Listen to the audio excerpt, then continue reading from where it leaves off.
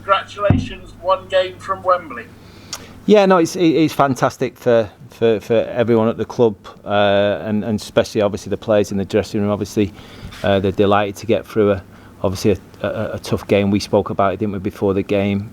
Being how tough it was in terms of us and Hull sitting there, obviously in the league position, but then to come away from home, and then obviously the elements at times made it very, very difficult, and we stood up to the test. Yeah, the conditions, obviously equal for both sets of players, but they look particularly difficult tonight. Yeah, it was. I think there was a lot of tired and heavy legs towards the end of the game tonight. There's no doubt about it. Having said that, I thought our best part of the game was once they scored. I thought we were a little bit below it. Wasn't really at our fluent self, and you could argue that the pitch and, like I say, the rain stopped that, but I thought once they scored, that was our strongest period of the game, and I was delighted with the way we responded to the disappointment of conceding the goal. Yeah, if you go back to the start, Harry Anderson scoring, it's a good cross from Anthony Scully, and a perfect start, really. No, it was, and we had, we took that opportunity well, and obviously, Scully and H were ruthless in terms of the delivery and the finish.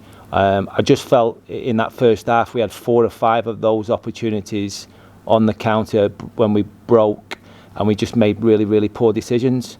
Now, I don't know if that was, like I say, the pitch was difficult at times, or it was just the fact that we were a little bit tired after the weekend. We put a lot into the game at the weekend, and obviously from a mental point of view, the disappointment of losing it can be hard, especially with young players. So yeah, I was a little bit frustrated at half time that we sort of didn't come in and punish them for the mistakes that they made. Having said that, like I say, it was good for us to get in at 1-0 at half time and sort of readdress it a little bit. Yeah, I agree with you about the period after that goal that you conceded, because I thought it showed tremendous character, because we were a bit concerned that when they scored, that was their springboard to take control of the game. But if anything, you came much stronger then. Yeah, you're right. No, definitely. And they've got a lot of powerful lads in their squad. If you look at the lads who play for them tonight, and certainly the lads who are missing, the likes of Honeyman and Wilkes, but even the lads on the bench who come on, they've got a lot of powerful, big lads. And our lads, yes, we've got 1 or 2 lads in there who can deal with that type of size and presence, but there isn't too many in ours. We've got a lot of youth and energy and athleticism, but when it's on a pitch like that, it can be very, very difficult. So for us to stand up to that, deal with the disappointment, get over the disappointment really, really quickly of conceding the goal, and then to come on really strong just shows the character in the group. And I guess with you only having 4 subs and 2 big defensive ones that you'd only really bring on with injuries, I guess you didn't have the bench that they had. No, we didn't, which obviously, it was frustrating, because you want to give players a rest. I said that to him after the game. I said I wanted to help you more, but struggled to find how I could help you more in that second half. And obviously, with Connor and Liam Bridcut having knocks from the weekend, obviously going into the next round, the semi, I think we possibly might have Cohen Bramall available and Max Sanders, as well as hopefully Liam and Connor.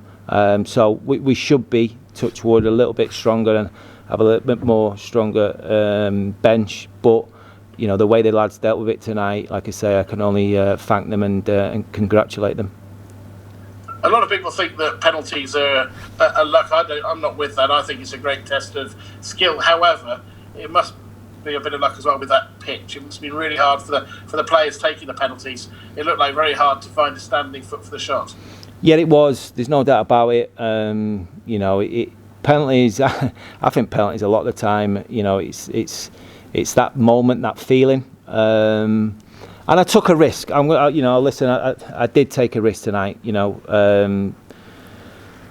I was very deliberate.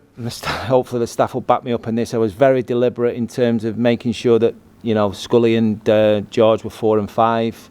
I wanted to test their character. I wanted to see what they were about, especially after Saturday. And I'm almost glad in a way they come around so quickly that they've had an opportunity to step up to the spot and try and put it right. Yes, there's a lot about George, doesn't it? Particularly, he'd had the one a couple of weeks ago over the crossbar, and had the one saved on Saturday. And at such a crucial point to step forward, I know Anthony did similar, and get his goal. Says a lot about him as a person. Absolutely, yeah. Obviously George would be disappointed, obviously, because missing the one against Peterborough, and then obviously again on Saturday, speaks volumes that he was nice and calm, and he was ready to take the penalty. There was no hesitation whatsoever. And the same with Scholes, because he's a little bit of an emotional soul at times, Scully. You can probably see that in his character, in his personality. But from a development point of view, it would have been done him the world of good tonight to go up, stand up, and put it away. But your keeper was excellent tonight. He was saying actually, final penalty was the only player he hadn't seen any video of.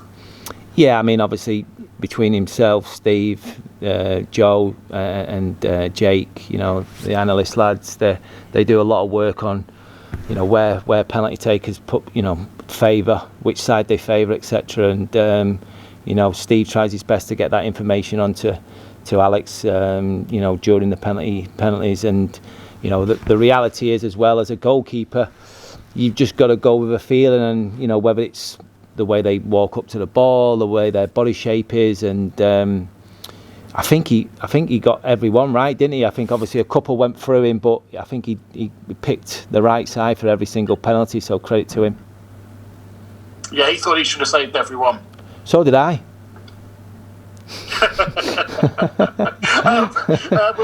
We'll go over Harry's penalty very quickly. But what I was going to say is we've missed the fans so much, haven't we, over the last 6 months? But I thought today was another moment when you wanted Palmer to have to run the length of the pitch and celebrate in front of a travelling link of fans, and sadly not that moment. You were all very calmly shaking hands, and we were getting excited in the studio.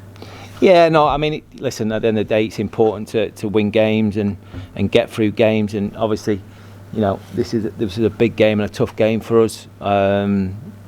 But we're not going to get too excited. We're going to look forward to it. We're definitely going to look forward to the semi-final, but we have to park it now. From a mentality point of view and a psychological point of view, it would have been tough to sort of like miss out on penalties tonight after Saturday and the effort that was put in. But listen, we've got through the game. It's great, but we've got a massive game on Friday, and not a lot of time to sort of turn round before that one comes around. And obviously, especially after how heavy the pitch was towards the end, we really need to look after the players between now and Friday. I was going to say, it's a quick turnaround, isn't it? I mean, less than 72 hours, really. Yeah, it's going to be difficult, but listen, we'll look after them. We'll make sure that they don't do a lot between now and then, and hopefully, by time kick-off on Friday, the lads will be ready for the game. I don't know if you know, Tranmere, I'm just trying to remember these, Oxford and Sunderland, the rest of the semi-finals. Yes, I was told, just before I spoke to you. So, listen, at the end of the day, I think I said it before the game, you have to be prepared to beat every team that's in the competition to get to the final first and foremost, and then try and win it. So, look, we're thankful that we're in the semi-final, but again, we'll start worrying about that once we've took care of a couple of games beforehand. And just finally from me, to put it in context, I don't know, you probably know this, but Lincoln have only been at Wembley once before, and that was 3 years ago. It doesn't happen very often, No, I mean, and listen, I would love personally, but it's not about me. I would love personally the opportunity to go back there, because obviously, I've got to 2 finals in this competition, and it would be great to get to a third and try and sort of win one, basically. I've probably got a little bit of stick, and had a little bit of stick for the 2 finals that we lost, in terms of not being on the right end of the result. But I do come back with people and say that Jurgen Klopp lost 5 finals before he actually won one. So I'm in good company.